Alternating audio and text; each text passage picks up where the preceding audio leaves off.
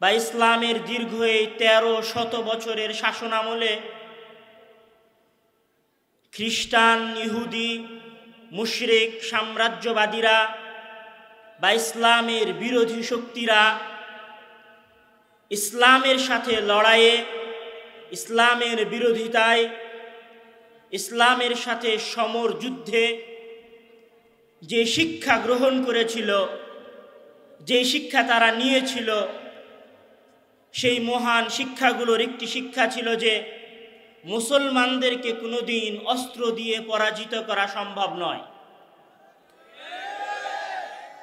বদর যুদ্ধ থেকে নিয়ে শুরু করে কুস্তুনতুনিয়া বিজয় পর্যন্ত যত যুদ্ধ ইসলামের ইতিহাসে সংঘটিত হয়েছে, বদরের যুদ্ধে যেখানে মুসলমানদের সৈন্য সংখ্যা ছিল মাত্র 350, তারপরে উহুদের যুদ্ধে মুসলমানদের সংখ্যা ঠিক সেইরূপই ছিল, মুতার যুদ্ধে, ইয়ারমুকের যুদ্ধে, কাদেসিয়ার যুদ্ধে, আইনে জালুতের যুদ্ধে, এছাড়াও ইসলামের ইতিহাসে যত যুদ্ধ সংগঠিত হয়েছে সকল যুদ্ধে মুসলিম সৈন্যবাহিনীর সংখ্যা ছিল, মুসলমানদের সমর শক্তি ছিল, মুসলমানদের যুদ্ধে সৈন্যবাহিনীর সংখ্যা ছিল খ্রিস্টানদের চাইতেও কম।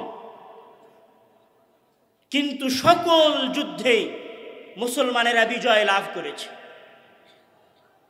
মুতার মতো যুদ্ধে যখন রাসূল সাল্লাল্লাহু আলাইহি ওয়াসাল্লাম মুতার যুদ্ধে সৈন্যবাহিনী প্রেরণ করছেন, তখন মুতার যুদ্ধে মুসলিম সৈন্যবাহিনীর সংখ্যা 3000, আর মুসলমানদের অপোজিশনে যারা দাঁড়িয়ে আছে পারস্য সাম্রাজ্যের সৈন্যবাহিনীর সদস্য সংখ্যা 1 লক্ষেরও বেশি।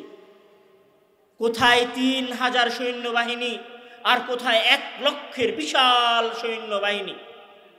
দীর্ঘদিনের যুদ্ধের পরে মুসলমানদের 3 মহা সেনাবাহিনীর প্রধানদের শাহাদতের পরে খালিদ বিন ওয়ালিদ, সাইফুল্লাহ যখন রাসূল সাল্লাল্লাহু আলাইহি ওয়াসাল্লামের পক্ষ থেকে ওই ভয়ঙ্কর যুদ্ধের ময়দানে মুসলিম সৈন্যবাহিনীর সেনাপতির দায়িত্ব গ্রহণ করেন, তখন 1 লক্ষ বাহিনীর সামনেও খালিদ বিন সাইফুল্লাহ মহান আল্লাহ তাআলার রহমতে বিজয় এনে দেন।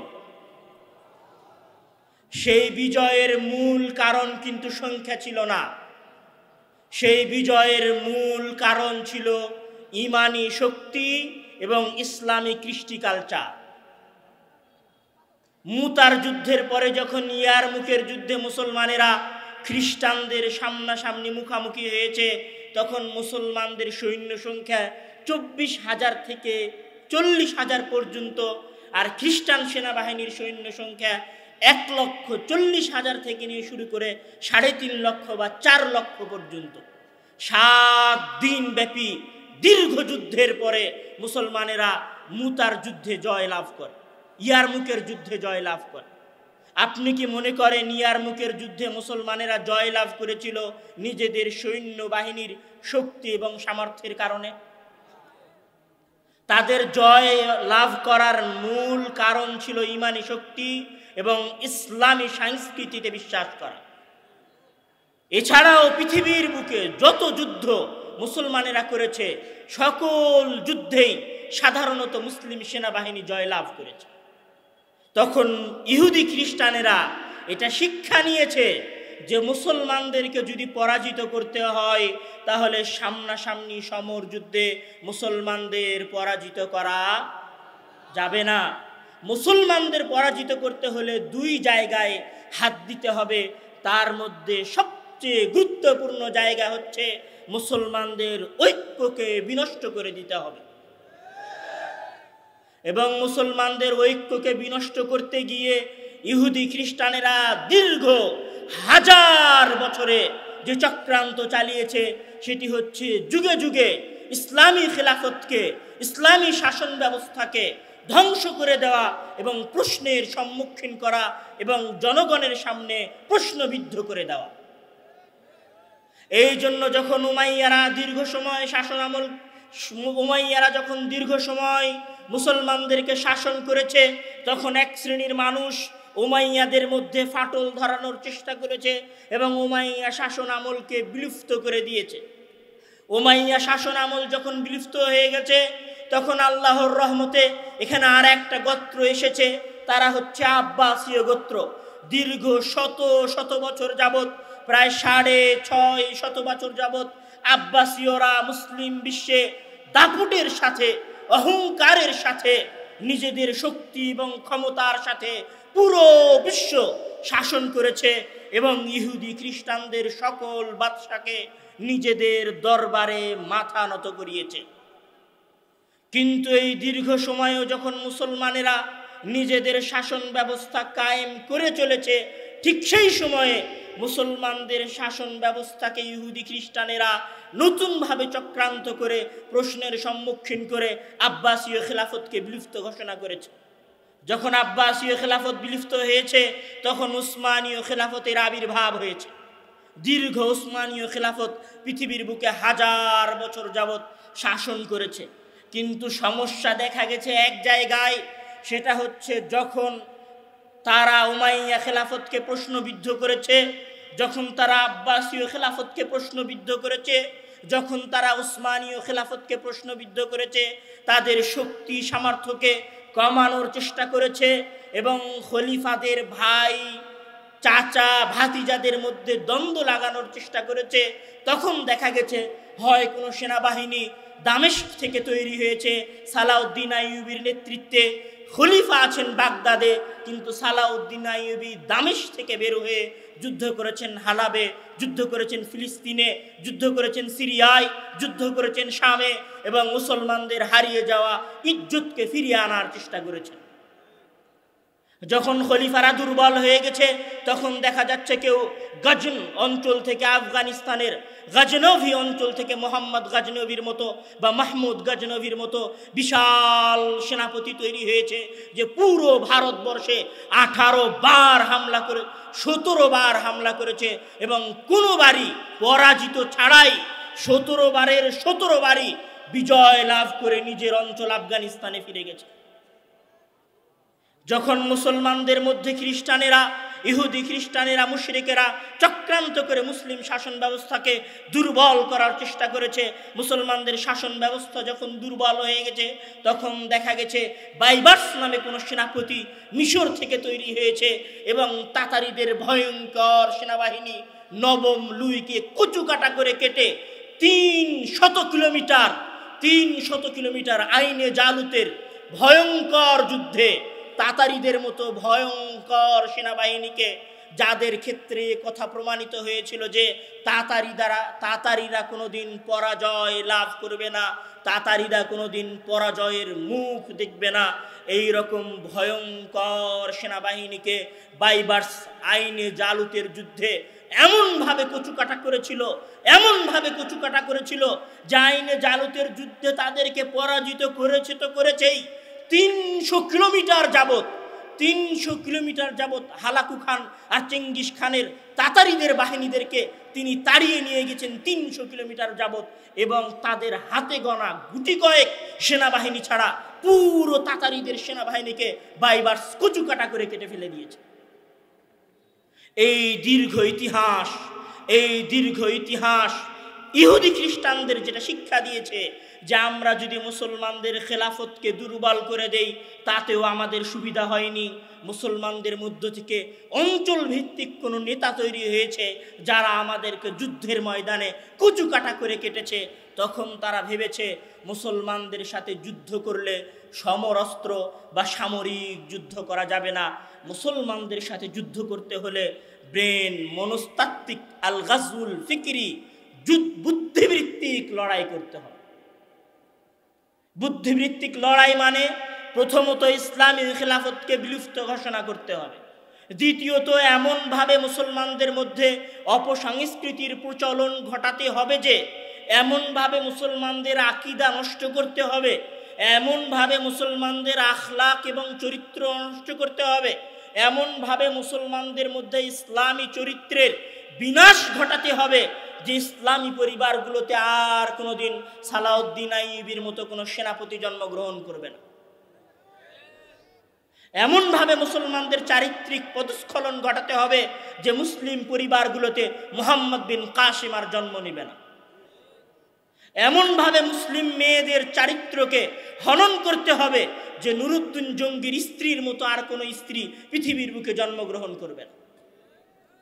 এমনভাবে মুসলমানদের কৃষ্টি কালচারকে ধ্বংস করে দিতে হবে, এমনভাবে মুসলিম যুবকদেরকে চরিত্রহীন করে দিতে হবে, এমনভাবে মুসলিম যুবকদেরকে অপসংস্কৃতির বেড়াজালে আবদ্ধ করে দিতে হবে যে মুসলিম সন্তানদের মধ্য থেকে আর কোনোদিন কোনো মাহমুদ গজনভি, আর কোনোদিন কোনো বাইবার্স তৈরি হবে না। আর এই দুই পদ্ধতিতে তারা সফল হয়েছে। 1920 সালে যখন উসমানী খেলাফতের পতন হয়েছে, তখন তারা তুর্কে এমন একজন শাসক নিয়ে এসেছে, বর্তমান তুরস্কে এমন একজন শাসক তারা নিয়ে আসলো যে নামে মুসলমান কিন্তু কাজে খ্রিস্টান। কামাল পাশা আসলো, তারা মুসলমানদের চরিত্র এমনভাবে হরণ করলো যে মুসলিম ঘরে এমন এক শাসক জন্মালো যেই শাসক নিজে আজান নিষিদ্ধ করে দিল, যেই শাসক নিজে মুসলিম মহিলাদের পর্দা নিষিদ্ধ করে দিল। শুধু কামাল পাশা দিয়ে মুসলমানদের বিরুদ্ধে এই চক্রান্ত থেমে থাকেনি। যুগে যুগে আজও বিভিন্ন দেশে আপনি লক্ষ্য করেন মুসলিম শাসক সিনেমা হলের বৈধতা দেয়,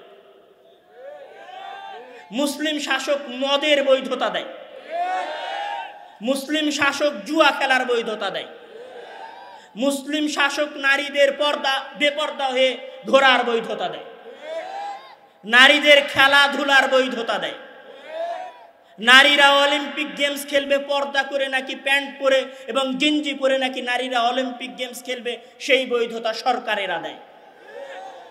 তো তারা এমনভাবে চক্রান্ত করেছে যুগে যুগে মুসলমানদের বিরুদ্ধে যে মুসলমান শাসকেরাই মুসলমানদের ইসলামী আইন কানুনের বিরুদ্ধে দাঁড়িয়েছে। এটা হচ্ছে মুসলমানদের বিরুদ্ধে সমর শক্তির বিপরীতে যে বুদ্ধিবৃত্তিক লড়াই হয়েছিল, সেই বুদ্ধিবৃত্তিক লড়াইয়ের প্রথম অস্ত্র ছিল খেলাফত শাসন ব্যবস্থা বিলুপ্ত করতে হবে। দ্বিতীয় অস্ত্র ছিল এমনভাবে ওই সমস্ত পরিবারে আঘাত আনতে হবে যেই সমস্ত পরিবার মুসলিম দেশগুলোর শাসক হতে পারে, ওই সমস্ত শাসকের চরিত্র হনন করতে হবে। তৃতীয়, তারা যে মুসলমানদের বিরুদ্ধে যে বুদ্ধিবৃত্তিক লড়াই চালিয়েছে, সেই বুদ্ধিবৃত্তিক লড়াই হচ্ছে মুসলমানদেরকে ইসলাম নিয়ে, ইসলামী সংস্কৃতি নিয়ে, ইসলামিক কৃষ্টি কালচার নিয়ে প্রশ্নবিদ্ধ করে দিতে হবে। কিভাবে প্রশ্নবিদ্ধ করতে হবে? আপনাকে শিখিয়েছে যে কালী পূজা হলে, দুর্গা পূজা হলে তাদের পূজায় যাবা আর বলবা ধর্ম যার যার উৎসব সবার। আর আপনাকে শিখিয়েছে যে তোমার যখন কুরবানি হবে তখন তুমি কুরবানি করার পর গরুর ছবিটা ফেসবুকে ছাড়বা না। এটা আপনাকে শিখিয়েছে। আপনাকে আপনার ধর্মকে ঘরের ভেতরে প্রবেশ করাতে বলছে, আর আরেকজনের ধর্মকে চরমভাবে এবং পরমভাবে উৎসব করতে বলছে। এভাবে আপনার চরিত্রকে তারা হনন করার চেষ্টা করেছে, আপনার বিরুদ্ধে অপসংস্কৃতির বিষ ঢুকিয়েছে। তারা আপনাকে কি শিখিয়েছে? যে মেয়েকে প্রেম করতে দাও, 12 বছর, 14 বছর, 15 বছর মেয়ের জন্য প্রেম করা বৈধ, মেয়ের জন্য পার্কে গিয়ে আর একজন ছেলের সাথে ঘোরাঘুরি করা বৈধ, মেয়ের জন্য আর একজন ছেলের সাথে জিনা করে জারদ সন্তান জন্ম দেওয়া বৈধ, তবে 18 বছরের আগে বিয়ে করা বৈধ নয়। আপনাকে এইভাবেই ধীরে ধীরে অপসংস্কৃতির বিষ পোড়া আপনার শরীরের মধ্যে ঢুকিয়ে আপনার মেধাকে, আপনার চরিত্রকে, আপনার চিন্তা চেতনাকে বিজাতীয় সংস্কৃতি এবং বিজাতীয় চিন্তা চেতনায় পরিবর্তন করে দিয়েছে। আপনাকে আরো একটা জিনিস শিখিয়েছে ইহুদি খ্রিস্টানেরা, নাসারারা এবং মুসলিম বিদ্বেষী চক্রান্তকারীরা, সাম্রাজ্যবাদীরা, শ্বেত চামড়ার অধিকারীরা। সেটা হচ্ছে ইসলাম থাকবে ঘরের মধ্যে। তুমি মসজিদে আসো, 5 ওয়াক্ত সালাত আদায় করো, তুমি ইসলাম শুধু ঘরের মধ্যে রাখো। তুমি কেন বাসের গায়ে লিখবা যে আজানের সময় হলে বাস 15 মিনিট দাঁড়াবে? তুমি কেন এইটা তোমার কারখানার গায়ে লিখবা যে প্রত্যেক কর্মী সালাত আদায় করতে বাধ্য এবং নারীরা পর্দা করতে বাধ্য। তুমি তোমার ইসলামকে তোমার ঘরের মধ্যে রাখো, মসজিদে রাখো, তোমার ব্যক্তিগত জীবনে রাখো, ইসলামকে সমাজে নিয়ে আসিও না। এটা হচ্ছে মুসলমানদের বিরুদ্ধে ইহুদি খ্রিস্টানেরা সবচেয়ে ভয়ঙ্কর, সবচেয়ে ভয়ানক এবং ইসলামের মূল থিমে, মূল যে ভিত্তি রয়েছে, ইসলামের মূল যে থিম রয়েছে, সেই জায়গায় আঘাত এনেছে এই কথার মাধ্যমে। অন্য অন্য ধর্মের সাথে, অন্য অন্য দ্বীনের সাথে ইসলামের পার্থক্য এই জায়গায় যে ইসলাম শুধুমাত্র ঘরে থাকার জন্য আসেনি। ইসলাম মানুষকে শিখিয়েছে যে সালাত আদায় করতে হবে মসজিদে, আজান দিতে হবে মাইকে, সারা অঞ্চলের মানুষ ইসলামের মাইকের আজানের কথা শুনবে। ইসলাম মানুষকে শিখিয়েছে তো তোমাকে জাকাত দিতে হবে, সামাজিকভাবে জাকাত দিতে হবে, জাকাত বন্টন করতে হবে, গ্রামের সকল ধনী গরিবকে জাকাত দিতে হবে। ইসলাম আপনাকে শিখিয়েছে যে ইসলাম শুধু তোমার ব্যক্তিগত জীবনে নয়, তুমি তোমার ব্যবসা বাণিজ্যে ইসলাম কায়েম করতে বাধ্য, তুমি তোমার শাসন ব্যবস্থায় ইসলাম কায়েম করতে বাধ্য, তুমি চেয়ারম্যান হলে তোমার চেয়ারম্যানের দায়িত্বে ইসলাম কায়েম করতে বাধ্য, তুমি মারা গেলে তোমার সন্তানেরা কয় টাকা পাবে, তোমার স্ত্রী কয় টাকা পাবে, তোমার পুত্র কয় টাকা পাবে, তোমার মেয়ে কয় টাকা পাবে, তোমার সন্তান সন্ততিরা কয় টাকা পাবে, সব ইসলাম বন্টন করে দিয়েছে। ইসলাম যেটা মানুষকে শিখিয়েছে, মুহাম্মদ সাল্লাল্লাহু আলাইহি ওয়াসাল্লাম যেটা মানুষকে শিখিয়েছেন তার দীর্ঘ 23 বছরের জীবনে, যে আমি মুহাম্মদ মসজিদে নববীর ইমাম থাকবো আর শাসন করব পুরা পৃথিবী।